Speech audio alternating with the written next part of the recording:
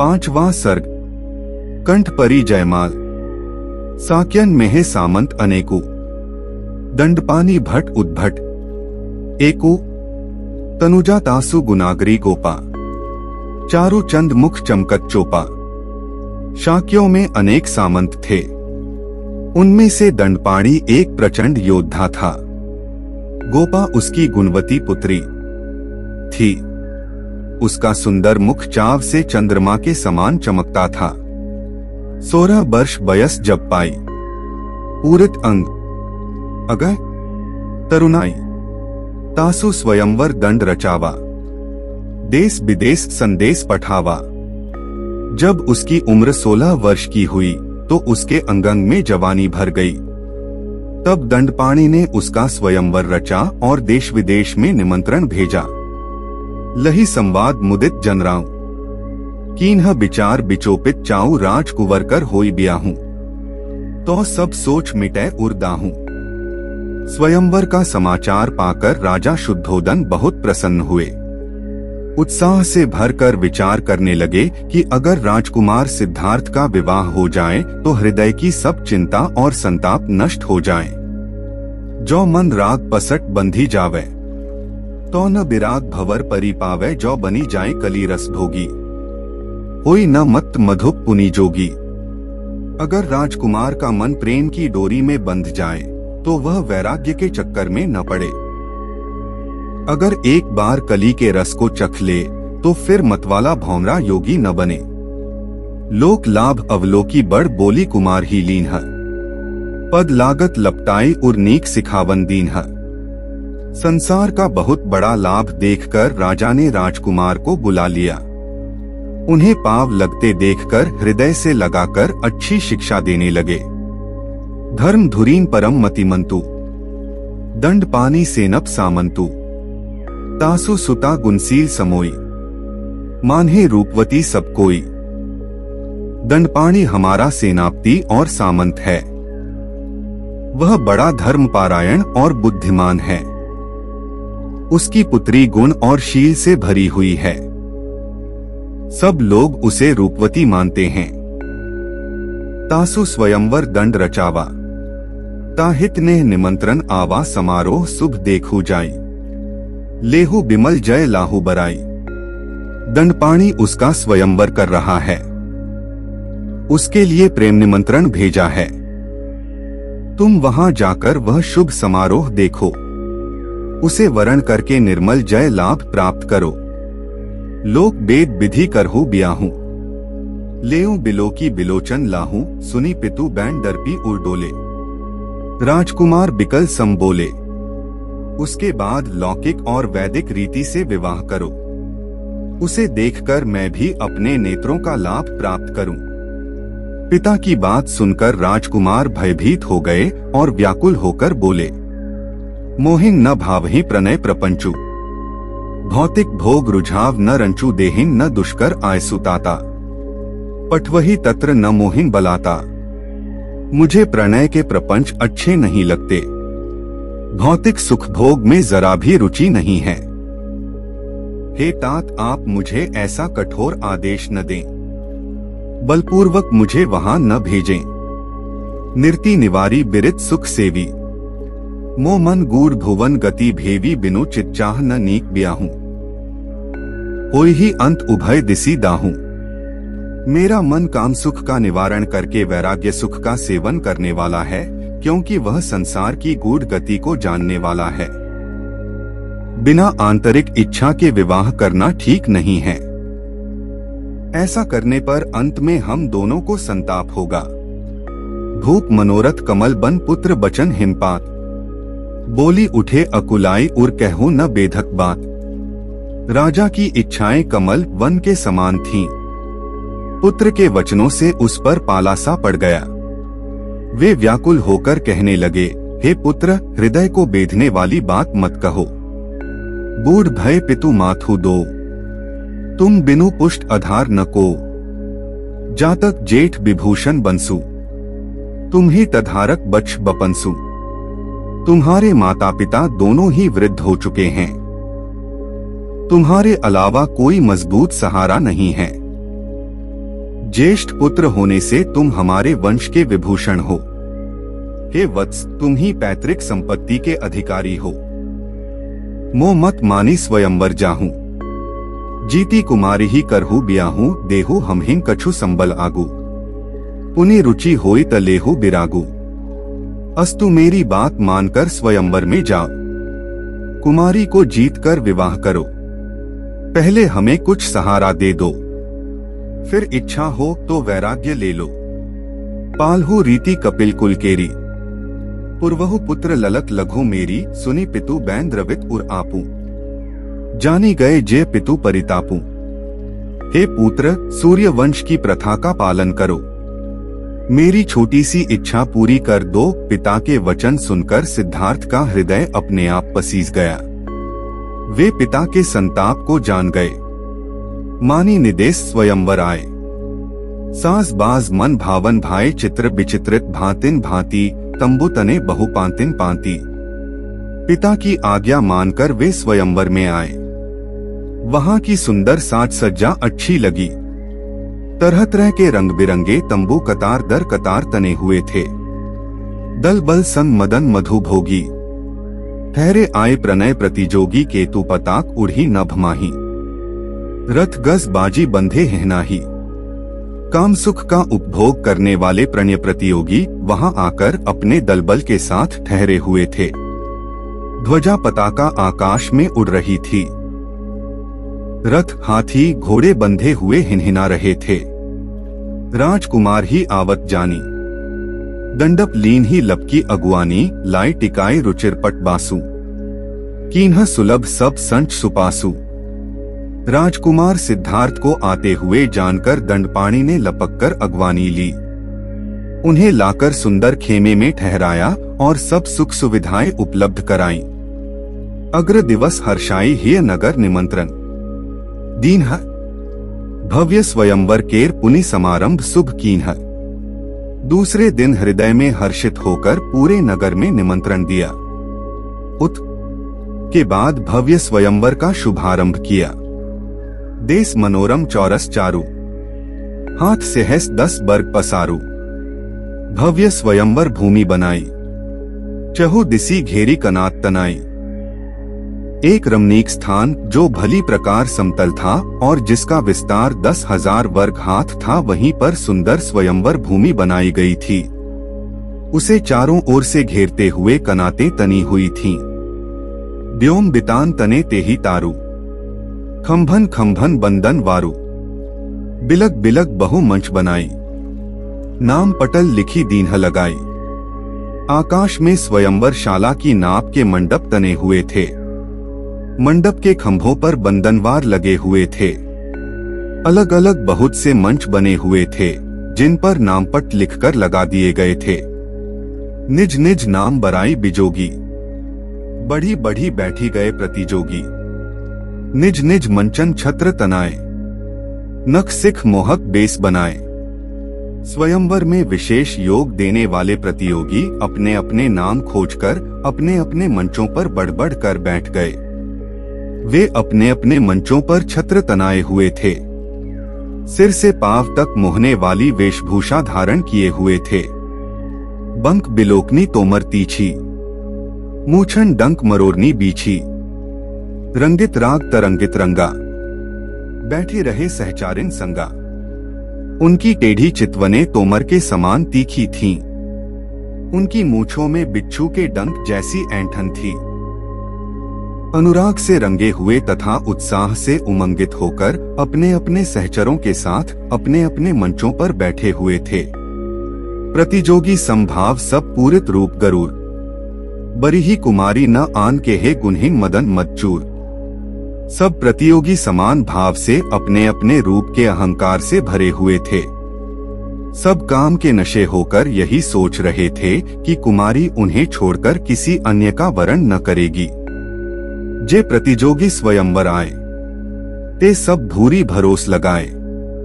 लखीन प्रवेश द्वारे ही ओरा, सो कब करी ही कृपा की कोरा।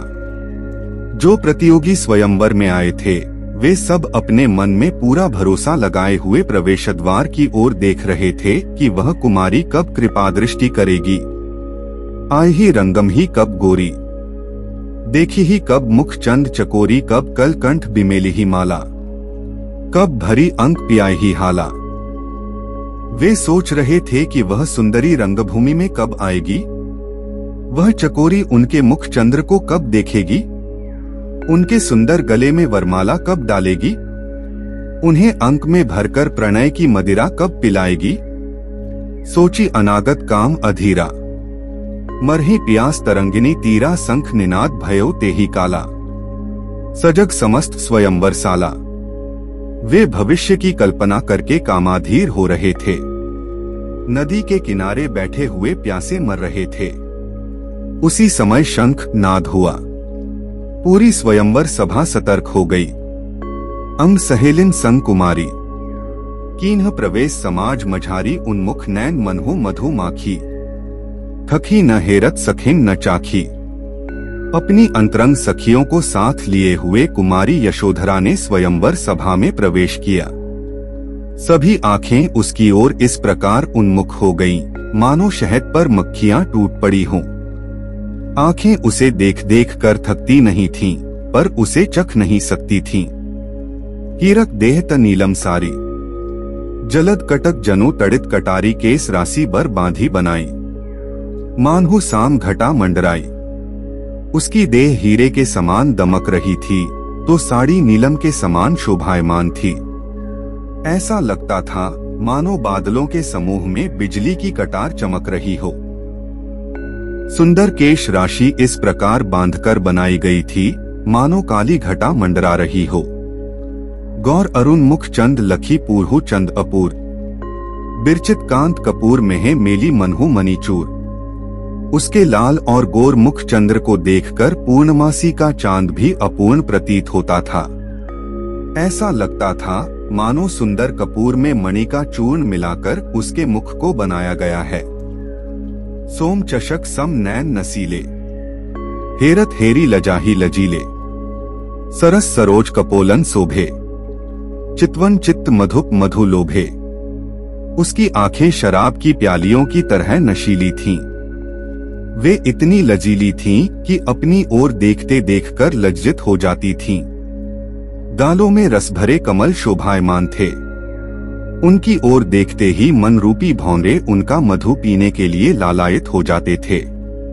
अधर ललाम मदन रसराते, मानहु मंजू मुकुल मदमाते, भींचती ओठ उलीचती ज्योति, चमकही दांत की दमकही मोती।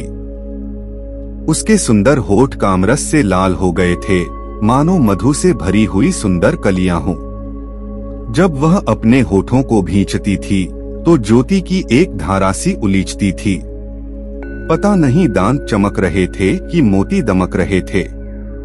इत उत हेरत फेरत नारू, लचती लफती दर चीकन चारू, चोरी चुभे कढ़ी पावही नाही, कसम साही कुछ कंचुक माही। शंख के समान सुंदर और चिकनी ग्रीवा इधर उधर देखते या मोड़ते समय लचककर बल खाने लगती थी। चोली में चुभे हुए उसके उरोज बाहर नहीं निकल पाते थे, इसलिए वे कंचुकी के भीतर ही कसमसा कर रह जाते थे। कर कंकन कटी किंकिनी भ्राजय, रुनुक झुनुक पद पायल बाजय, अंगद रत्न जटित भुज रांचे, कानन कर्ण कुसुम नख खांचे। उसके हाथों में कंगन और कमर में करधनी शोभायमान थी। पैरों में मधुर आवाज करती हुई पायल बज रही थी। भुजाओं में रत्न जड़े हुए बाजूबंद और कानों में कर्ण फूल थे। केश राशि कारी निशा, सुख चूड़ा मणि चारू, नीलांबर नीलांबर ही हार ही निहारू। उसकी केश राशि काली रात थी। उस पर सुंदर चूड़ामणि शुक्र ग्रह था। नीला वस्त्र ही नीला आकाश था तथा हृदयहार ही निहारिका अर्थात आकाश गंगा थी। लेपित मंजू बदन मुखरागु, मनहु कलाधर पुहुप परागु, मुक्त नखन नखलेप लगाए, कंज दलन जनु दीप जगाए। उसके सुंदर मुख पर मुखराग का लेप था, मानो चंद्रमा पर फूलों का पराग हो। खुले हुए नाखूनों पर नखलेप लगाए हुए थी, मानो कमल की पंखुड़ियों पर दीपक जलाए हो। अच्छत पुष्प सहित बरमाला, कंचन थारी लिए सहबाला, हैरेसी ताही सराही सहासु, पाई गई जनु इंगितासु।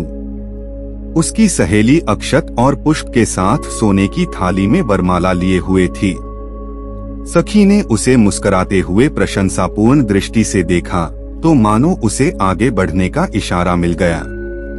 लोल लहर समसो लहराई, प्रथम मंच पे है रूपसी आई, कासिराज कर जेठ जमातू, ठाड़ भयउ उठी गदगद गातू। संकेत पाकर वह रूपसी चंचल लहर सी लहराई और पहले मंच के पास आ गई। उसे देखकर काशी नरेश का बड़ा दामाद गदगद शरीर से उठकर खड़ा हो गया। मृदु मुस्काए नाई कछु माथा, कीन्ह प्रणाम जमरी जुग हाथा, चारण भाट विपुल बढ़ी आगे, बिरद बढ़ाई बखानन लागे। मृदुता से मुस्कुराते हुए थोड़ा सिर झुकाकर तथा दोनों हाथ जोड़कर उसने कुमारी यशोधरा को प्रणाम किया। अनेक बंदीजन आगे बढ़कर बढ़ा चढ़ाकर उसका यशोगान करने लगे। सुनती गुनती लेखती लखती बरत बदन बिधु मोरी, अपर मंच की ओर पुनी मंथर गवनी गोरी। थोड़ी देर तक उसका यशोगान सुनती हुई, गुनती हुई, सोचती हुई, देखती हुई वहां पर खड़ी रही। फिर सुंदर चंद्रवदन मोड़कर वह सुंदरी धीमी चाल से चलते हुए दूसरे मंच की ओर चली गई। जेहे जेहे जाए अमल मुख चमके, तेहे तेहे दीप सिखा सम दमके, सहजही ले सुमुखी जेही जोही, लोचन लाभ मिले जनु ओही। जहां जहां जाकर उसका निर्मल मुख चमकता था वहां वहां दीप शिखासी दमक उठती थी। सहज भाव से ही वह सुंदरी जिसे देख लेती थी उसकी आंखों को बहुत बड़ा लाभ मिल जाता था। जेही रुख देखी रहे मुस्काई, ओई मुदित सिसु मोदक पाई, मंच पटल करी बीसन पारू, आई थमी जेहे राजकुमारू। जिसकी तरफ देखकर वह मुस्कुरा देती थी वह ऐसा प्रसन्न हो जाता था जैसे कोई बच्चा लड़ पा गया हो। 20 मंचपटल पार करने के बाद वह वहां आकर रुकी जहां राजकुमार सिद्धार्थ बैठे हुए थे। सहज सुभाय भय उठी ठाढ़े, संजत मार बिकार न बाढ़े, सहजही कीन्ह नमन सिर नाई, फेरी रही मुख फेरी न पाई। राजकुमार सहज स्वाभाविक ढंग से उठकर खड़े हो गए। उनका काम भाव संयत रहा, उनमें कोई विकार नहीं आया। सहज भाव से ही सिर झुकाकर उन्होंने कुमारी को प्रणाम किया। वह उन्हें देखती रही, मुख नहीं मोड़ पाई। ओहिन की सूद किरीठू बांधे, निपट कुटिल लट लटकही कांधे, नीरज नैन गहिर गंभीरा, मनहु समेटी भरे भवपीरा।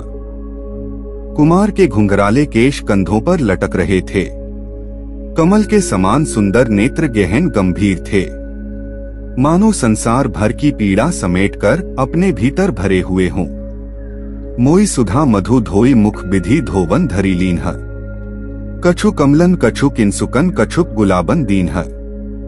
विधाता ने उस मुख को पहले अमृत से मोया था, फिर शराब से धोया था और उसकी धोवन को अपने पास रख लिया था। बाद में उसी धोवन का कुछ भाग कमलों को, कुछ पलाश पुष्पों को तथा कुछ गुलाबों के पुष्पों को दे दिया था। अधर अदोष मधुर मधुभाषी, दंत धवल सुचि हीरक हासी, स्वर्ण मुकुट सिर कुंडल काना, मानिक माल कपिल परिधाना। उनके दोषहीन अधर शहद जैसी मीठी वाणी बोलने वाले थे। उनके उज्जवल दांत हीरों जैसी स्वच्छ हंसी हंसने वाले थे। उनके सिर पर सोने का मुकुट, कानों में कुंडल और हृदय पर माणिक माला थी।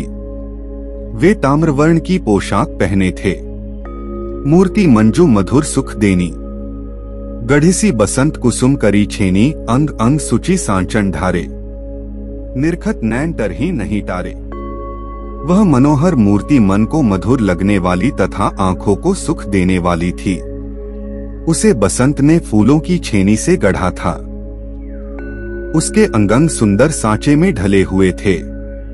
उसे एक बार देख लेने पर आंखें हटाए नहीं हटती थीं। रूप अनूप न लेखन जोगू, खोली बिलोचन देखन जोगू, नैनन एक भयो पछतावा। पलक पटल विधि बादी बनावा। वह अनुपम रूप लेखने योग्य नहीं था, केवल आंखें खोलकर देखने योग्य था। उस रूप को देखकर यशोधरा के नेत्रों को यह पछतावा होने लगा कि विधाता ने पलकों के कपाट व्यर्थ ही बना दिए थे। चित्र विचित्रित मुग्ध मृगी सी, ठिठकी रही जिन ठाम ठगी सी, सुध बुध खोई लखती लवलाई, हिलती न डोलती बोलती नाई। वह चित्र में चित्रित मुग्ध हिरनी के समान ठगी हुई सी अपने स्थान पर ठिठक कर खड़ी रह गई। वह अपनी सुध बुध खोकर मन लगाकर देख रही थी, न हिलती थी, न डोलती थी और न बोलती थी। कीन्ह सजग अली अंगुली कोची, जागी उठी जनु नींद बिमोची, इत उत हेरी चली सकुचाई, अग्र मंच पे है रूपसी आई। उसी समय उसकी सखी ने उंगली कोंचकर उसे सतर्क किया। वह ऐसे जाग उठी मानो नींद टूट गई हो। इधर उधर देखकर लज्जित होकर चल पड़ी और अगले मंच के पास आई। मन मंदिर में है मोहनी मूरत गई समाई, बढ़ी न आगे पाव अब गोरी गई गरुआई। वह मोहनी मूर्ति उसके मन मंदिर में समा गई, अस्तु उसका मन कुछ भारी हो गया, उसके पैर आगे नहीं बढ़ते थे। जिन नैनन वह रूप समाना, तिन नैनन किमी दिखई आना, पाई गए दृग दूनी मजूरी, शेष रही अब खान ही पूरी। जिन आंखों में सिद्धार्थ का वह रूप समा चुका था, उन आंखों से अब कोई दूसरा कैसे दिखाई देता। उसकी आंखों को अपनी मेहनत की दूनी मजदूरी मिल चुकी थी। अब उसे कुछ देखने की इच्छा नहीं थी, केवल खाना पूरी बाकी रह गई थी। नैन निहारें देखें नाही, सुनहि न कान अकने रही जाही, बढ़ी न पाव घसीटन लागे, डोली रही सब मंचन आगे। अब उसकी आंखें देखती नहीं थीं, निहार कर रह जाती थीं, कान सुनते नहीं थे, अनक कर रह जाते थे, पांव बढ़ते नहीं थे, उसे घसीट रहे थे। ज्योतियों करके उसने सब मंचों के सामने डोलने की रस्म पूरी कर ली। जस तस चक्र प्रथम जब पूरा, शिथिल शरीर भयउ श्रमचूरा, बेगी स्वयंवर भूमि बिहाई, बिकल बिहाल गई जेहे माई। जैसे तैसे करके जब पहला चक्र पूरा हुआ तो उसका शरीर परिश्रम से चूर होकर शिथिल पड़ गया। वह शीघ्र ही स्वयंवर को छोड़कर बेचैन और बेहाल होकर अपनी माता के पास चली गई। बरजेहु जाही बरन हित माता, कीन्ह हरन मम चित्त बलाता, लहौ न चैन दहौ उर्दाहा, बरो न ताही करू अब कहा। वह माता से कहने लगी, हे माता, जिसे वरण करने के लिए तुमने मना किया था, उसने बलपूर्वक मेरा चित्त हरण कर लिया। अब मैं अपने हृदय दाह में जल रही हूँ, मेरे मन में चैन नहीं है। अब मैं उसे वरण न करूं तो क्या करूं? लखेसी न लेखेसी ललकी हियमो केहे एक हुबार, दीन्ह वृथा असरूप विधि कीन्ह वृथा सिंगार। उसने हृदय में लालायित होकर एक बार भी न तो मुझे देखा न मुझ पर कोई ध्यान दिया। विधाता ने मुझे व्यर्थ ही इतना रूप दिया और मैंने व्यर्थ ही 16 श्रृंगार किए। ओ मनहु ककरी अति करुई, ताकेसी मोहिन समुझी हियहरू, निपट विरक्त विरस उर्पावा, सरस सुमन सम मो मन भावा। उसने मुझे अपने मन में बहुत हल्की समझकर मेरी तरफ इस प्रकार देखा मानो मैं कोई अत्यंत कड़वी ककड़ी हो।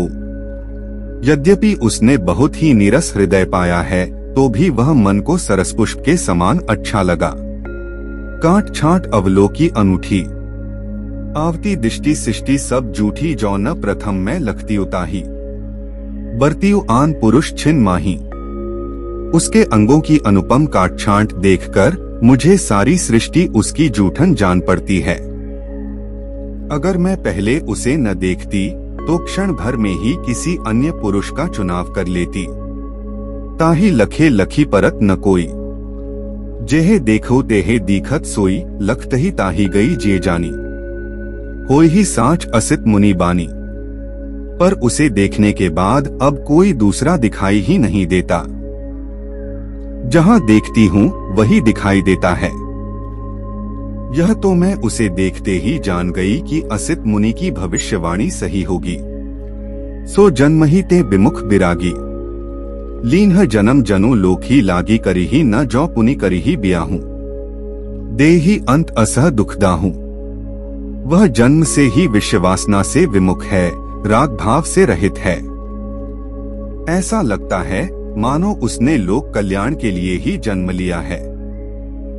वह या तो विवाह करेगा ही नहीं, और अगर करेगा तो अंत में असहनीय दुखदाह देगा।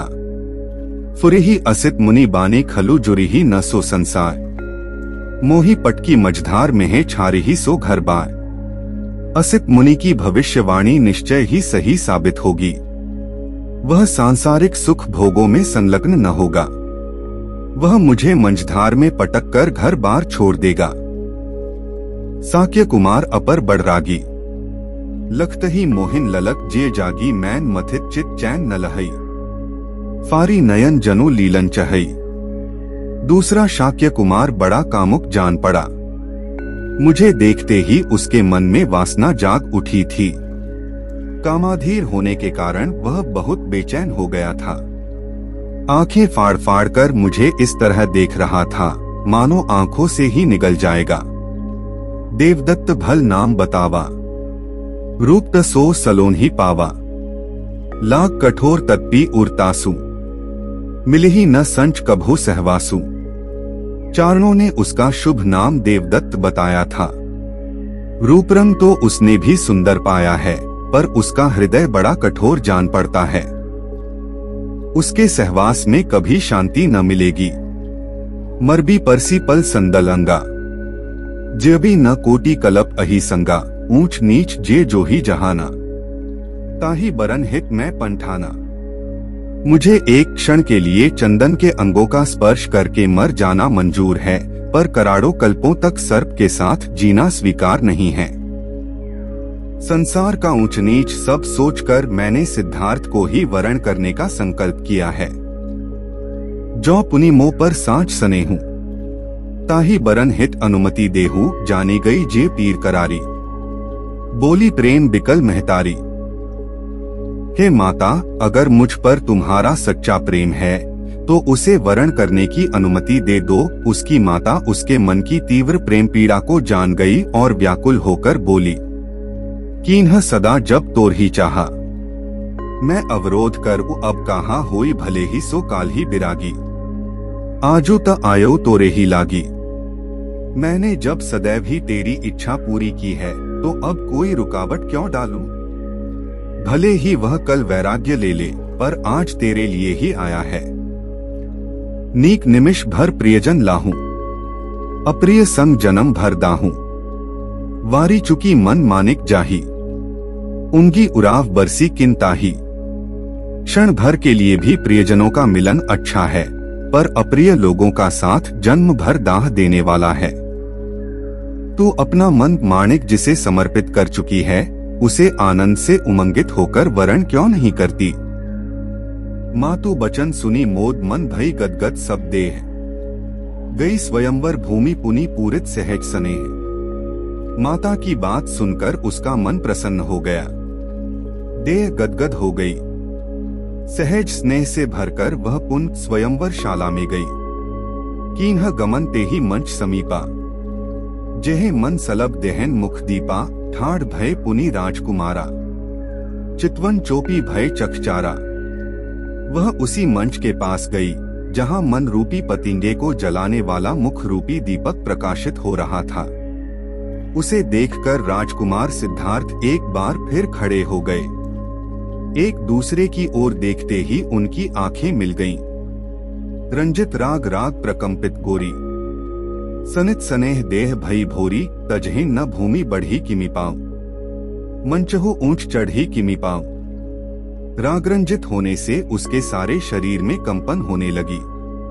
स्नेह सिक्त होने से उसके शरीर में जड़ता आ गई। उसके पैर जमीन को छोड़ ही नहीं पाते थे। आगे कैसे बढ़े? मंच भी ऊंचा था, उस पर कैसे चढ़े? उठी न हाथ करे किमि बाला, मिले न कंठ परे किमि माला, जाने गए जे संकट गाढ़ा। सहज स्नेह प्रणय रस बाढ़ा। हाथ उठते ही नहीं थे तो कुमारी क्या करे, कंठ मिलता ही नहीं था तो माला कैसे पड़े। राजकुमार उसके गाढ़े संकट को जान गए। उसके लिए उनके मन में स्वाभाविक स्नेह और प्रणय भाव पैदा हो गया। मंच बिहाई समागत नीचे, ठाड़ भय बढ़ी नारी नगीचे, सखीहु सहाय भई तेहि काला, मेलिसी कंठ प्रकंपित माला। तब वे मंच को छोड़कर नीचे आ गए। थोड़ा आगे बढ़कर यशोधरा के पास खड़े हो गए। उसी समय उसकी सखी ने भी उसकी सहायता की। तब उसने कुमार के कंठ में कापती हुई वरमाला पहना दी। मेलिसी माल तबै बर बाल बिलोहित गाल भय जिमी रोरी, तारी न पावती विक्रम नैन रही चकी चंदही हेरी चकोरी। बरशही फूल प्रहरशही लोग निहारी सराही सारस जोरी, गाई उठीन अली मंगल गीत अमंगल दूर भय मुख मोरी। उसी समय उस सुंदरी ने वर माला पहना दी। उसके गाल प्रेमातिरेक से रोली की तरह लाल हो गए। वह राजकुमार के मुख से अपनी आंखें नहीं हटा पाती थी। चकोरी चकित होकर चांद को देख रही थी।